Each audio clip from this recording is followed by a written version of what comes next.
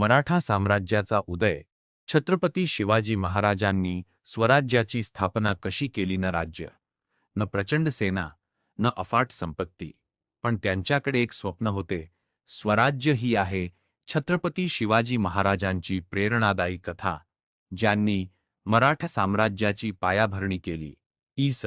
1630 मध्ये पुण्याजवळील शिवनेरी किल्ल्यावर जन्मलेल्या छत्रपती शिवाजी महाराजांवर त्यांच्या मातोश्री राजमाता जिजाऊंचा मोठा प्रभाव होता. त्यांनी छत्रपती शिवाजी महाराजांना भारताच्या गौरवशाली इतिहासाच्या कथा सांगितल्या.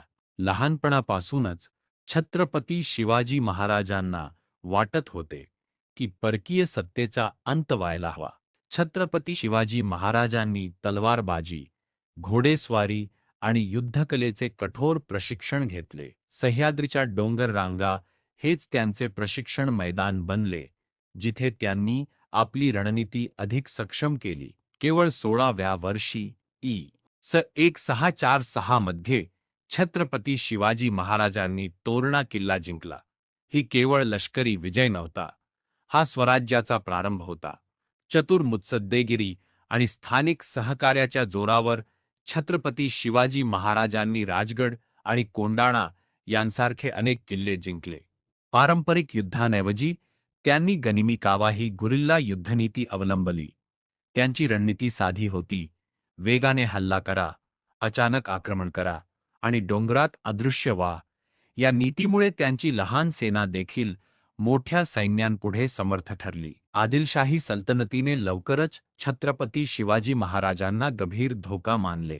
त्यांचा पराभव करण्यासाठी त्यांनी आपला बलाढ्य सरदार अफझलखान याला पाठवले.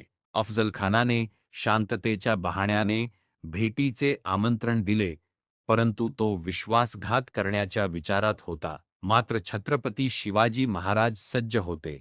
त्यांनी आपल्या हातात वाघनख हे गुप्त अस्त्र लपवले होते. अफझलखानाने हल्ला करताच छत्रपती शिवाजी महाराजांनी आत्मसंरक्षण करत त्याचा पराभव केला. या घटनेची दखल संपूर्ण दख्खनने घेतली आणि छत्रपती शिवाजी महाराज एक पराक्रमी नेता म्हणून उदयास आले. आता मुघल बादशहा औरंगजेब याचेही लक्ष त्यांच्याकडे गेले. इ.स. 1665 मध्ये राजा जयसिंग प्रचंड सैन्यासह छत्रपती शिवाजी महाराजांविरुद्ध मोहिमेवर आला. छत्रपती शिवाजी महाराजांनी तात्पुरती पुरंदरची तह मान्य केली. त्यानंतर त्यांना औरंगजेबाने आग्र्याला बोलावले, जिथे त्यांचा अपमान करण्यात आला आणि त्यांना नजरकैदेत ठेवण्यात आले. पण छत्रपती शिवाजी महाराजांनी हार मानली नाही. इतिहासातील सर्वात धाडसी घटनांपैकी एक घडवून त्यांनी फळांच्या टोपल्यांमध्ये लपून आग्र्यातून सुटका केली आणि सुरक्षितपणे महाराष्ट्रात परतले. परतल्यानंतर त्यांनी आपले सैन्य पुन्हा उभे केले आणि गमावलेले प्रदेश परत मिळवले. इ.स. 1674 मध्ये रायगड किल्ल्यावर छत्रपती शिवाजी महाराजांचा भव्य राज्याभिषेक झाला. हा राज्याभिषेक म्हणजे मराठा साम्राज्याच्या अधिकृत स्थापनेचा क्षण होता. छत्रपती शिवाजी महाराजांनी कोकण किनारपट्टीच्या संरक्षणासाठी एक सक्षम आरमार उभारले.